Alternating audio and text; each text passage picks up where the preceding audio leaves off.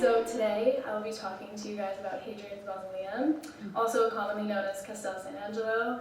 This monument is very iconic, very known from the Roman Empire, but it also has a very extensive and complex history that continues after that and into the 18th century when Piranesi etched it.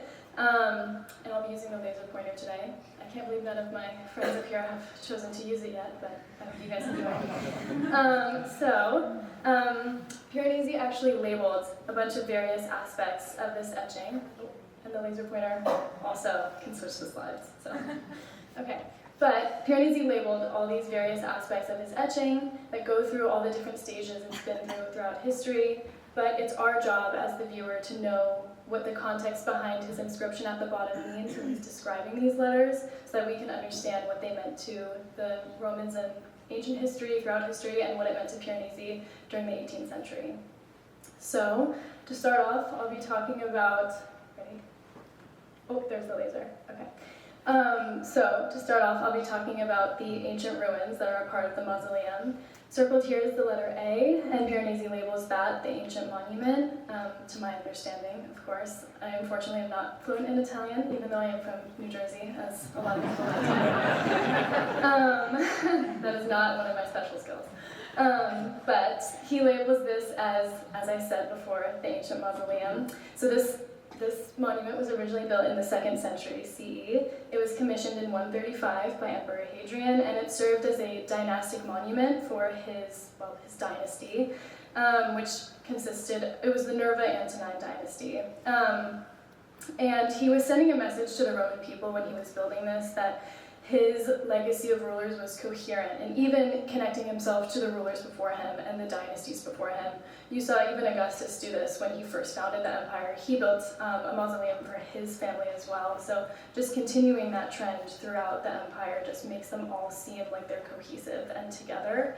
So Hadrian was very popular among the people, not so much the Senate, but I don't have time to get into that right now. But he was very popular, as I said, among the people. So he wanted to pass on that popularity to his successors if he could. And it worked out pretty well for him. He is the 3rd of the 5 good emperors, so he did a pretty good job. 2 more in there.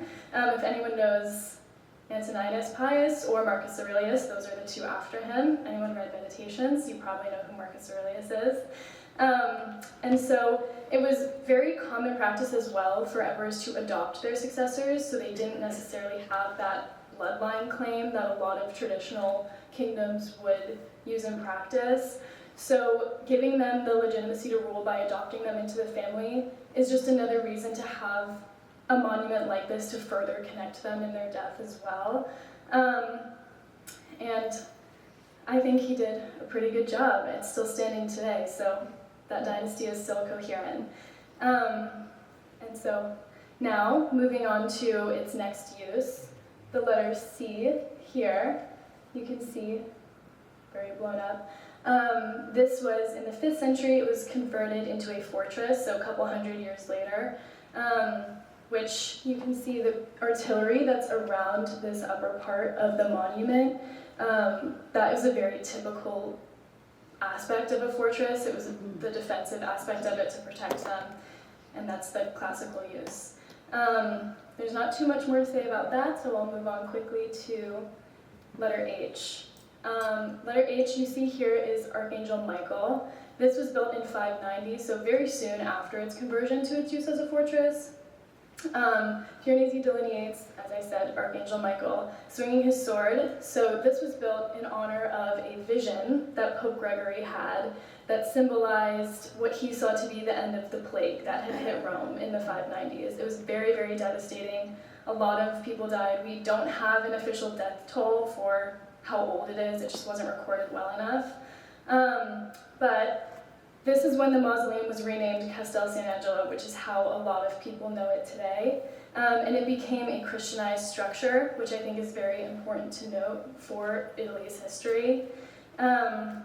So keep in mind that this building has very heavy religious undertones and very holy undertones.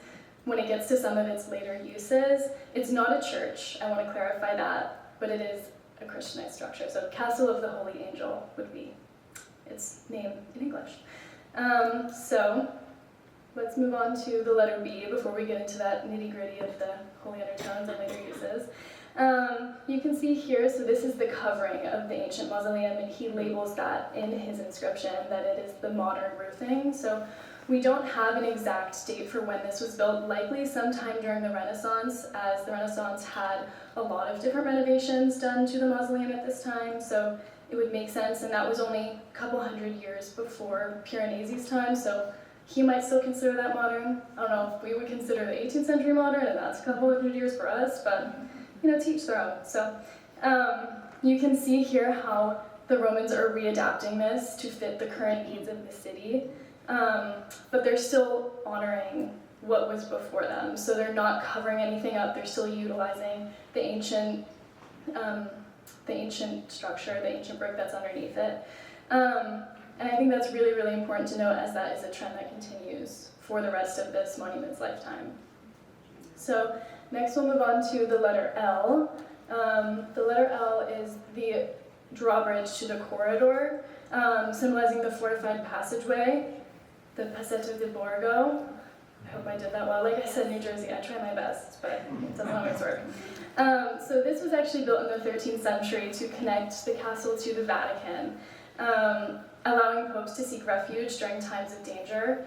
And it became a very, very important passageway in the 16th century during the sack of Rome in 1527, when Pope Clement VII was able to use this passageway to escape from imprisonment in the Castel San Angelo. He was able to escape through this passageway after being imprisoned there, when all the mutinous troops from Charles V were sacking Rome.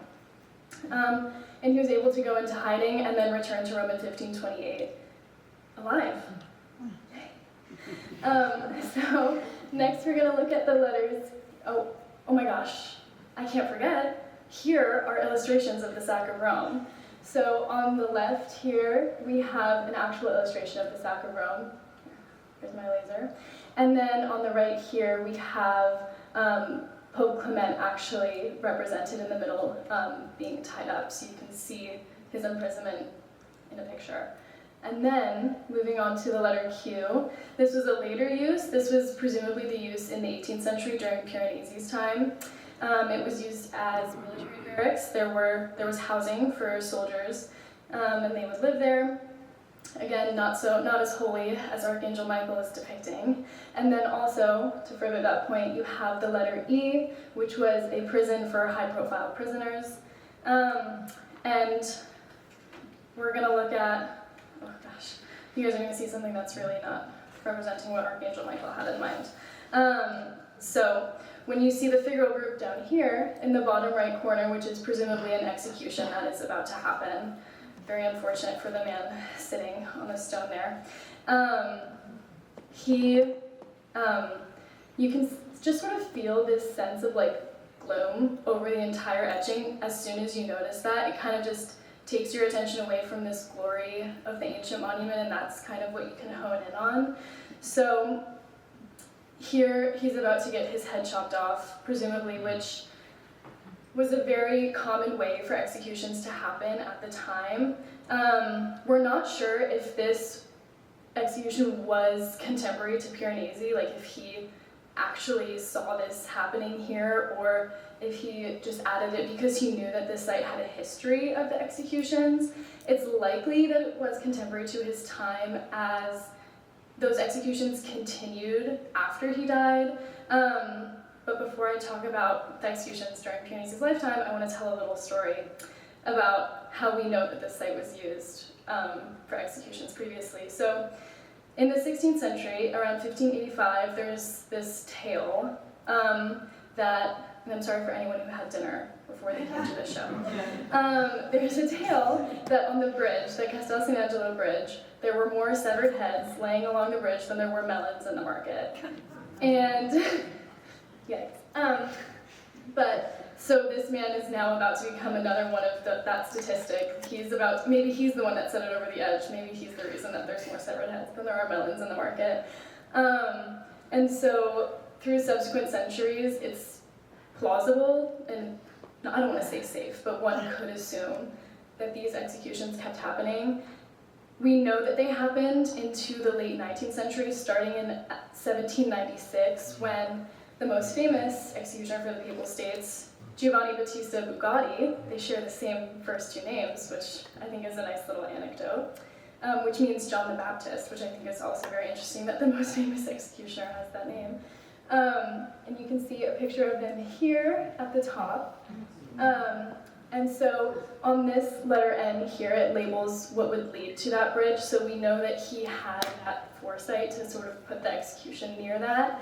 And Bugatti, he kept, I can't say his first name because then you wouldn't know who I'm talking about, but Bugatti, he was able to record a lot of his executions, and one of the details that he recorded was the site. So, and the Castel San Angelo Bridge is one of the most frequently mentioned sites. So it's likely that this, again, I've said it a couple times, but it's likely that this was contemporary to his time, but we can't say that like concretely. And I think that Piranesi is posing this juxtaposition on purpose, that he's putting these together to create sort of this dichotomy that kind of makes people question a little bit what's happening in Rome at the time. You have this beautiful site that people love to be around. It's revered. You see other figures in the corner, aside from the execution, not even batting an eye at what's happening on the other side of the etching.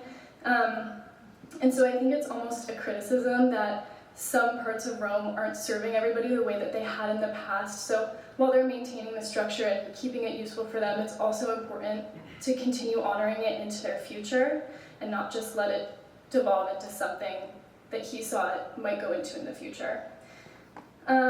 So I think that we can see that Piranesi's etching of Hadrian's Mausoleum is very accurate to how you can see the mausoleum today. He displays it in a way that dramatizes the structure. It's huge. Look at how tiny those little figures are that are standing in front of it. And I think he simultaneously wanted to project the legacy of the Roman Empire in 18th century Rome and how it remained. But I think he also wanted to point out, like I said, that to keep the legacy, you have to honor what you're looking at, and you have to know what you're looking at. So all these inscriptions at the bottom, like when he delineates Archangel Michael, all he says is an angel made of metal. But in order to know what that means, you have to know the context of it, and I hope you guys learned a little bit of that here today. I think he would have loved to see it turned into a museum in 1901, and that's the use that it continues to have today, honoring the legacy of Hadrian and everything else that happened there. But again, that's just my 2 cents. You're all welcome to think your own opinions on it. So thank you for listening to my interpretation of Hadrian's Mausoleum, and I'll open it up to Jonathan to ask a couple questions. Thank you very much. You wonderfully you described the long history of the monument. I mean, as we experience it today, you walk through it, I'm sure many of you have visited. Thank you. Extraordinarily rich, and you evoke it. A couple of images that I thought to add, just to add a little bit to your description of the 16th century life, that is, its critical role as the papal retreat in times it became the papal fortress, and it is indeed where Clement took shelter and where his court was protected from the sack. But these images relate to the next stage, precisely the next stage, as you know, which is the revival of Rome, the very rapid revival of Rome after the sack. By the 1530s, it's almost immediately stirring. By the 1540s, Rome is exploding again with tourism, with artistic projects, and one of the major projects is indeed for Pope Paul III, who is the first great figure, figure of a newly militant papacy in the spirit of the Counter-Reformation. The Council of Trent is just underway, and he calls Perino del Vaga to decorate his apartments. And these are two views of this spectacular decoration, which it's kind of this, as you know, this critical chapter in the evolution of Mannerist art. But it also dramatizes that the Castel Sant'Angelo, yes, as papal retreat, but then as emblem much like the angel, as emblem of the newly powerful, the powerful church. And that too, one of these meanings and contexts that Piranesi is getting at. So that's just a little color comment. But you described the executions, you signal the possibility that Piranesi observed or didn't. In any case, it wasn't a strong association. Can you talk a little further about that, the signaling of something terrible? You signaled it, but talk a little more about this signaling of terrible events, of horrific events, of criminal behavior, its punishment, in the context of something so beautiful and so resonant, and how that relates to other things, really the spirit of the time, which we'll come to in a couple of images in a second. But first, just, riff on it, sure. Please. Well, I think also one of the things is, like you were saying, they rebuilt so quickly, and part of that is wanting to send a message out that they're in power again and they're strong, and so if they're rebuilding so quickly, they have to make sure that people know that they're solid. And one way to show that you're solid is to demonstrate your power, and one way to do that is through executing the people that go against you. And so when you do that, it naturally is people like, oh, they're in charge, like they want what they want to happen, and no one can go against that, not even the Holy Roman Empire like they had decades previously. And just to touch on a little bit else of what you were saying, that like it's so gruesome, which is interesting because naturally a mausoleum is made to honor the death of somebody, and then now you have all these people laying out in front of it and their deaths mean nothing. Most of the executioners, Bugatti was unique in the fact that he recorded the names, the sites, everything that happened. We don't have records for the other executioners, which is why we don't know if that execution was contemporary to Piranesi, is because they didn't write it down. So we're lucky enough to have one man who started as an executioner at 17, as much as I hate to say that, who kept all these tedious records to give these people who were executed their names back. And so it is just really unfortunate that all the people, the emperors who were buried there and remained there for hundreds of years, like they're still there today, they were meant to be honored, and now it's almost overshadowed a little bit by what it had become. And I think that's, when I say Piranesi's critiquing, that's kind of what I think what he's getting at is, you don't want to forget this legacy by adding too many new elements. And making sure that people know what had happened in the past, but not ignoring it is what's most important. All these resonances, I mean, of spectacular architecture, but of awesome events. And perhaps go to the next image. And I think there's no direct connection, direct demand.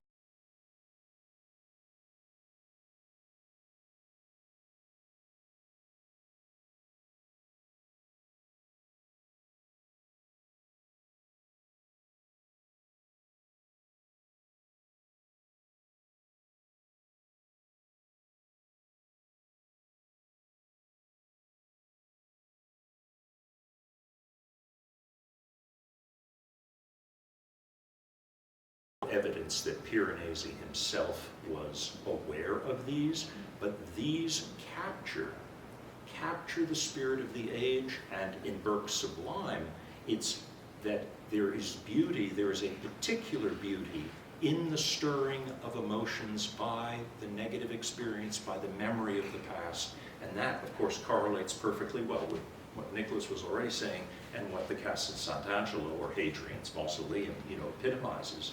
And then Gibbon epitomizes that stage of immediate pre-modern history, pre-modern historiography, where it is a fascination with what leads to rise, but as much, or even more in that case, decline, and how institutions, not merely the monuments, but how institutions collapse.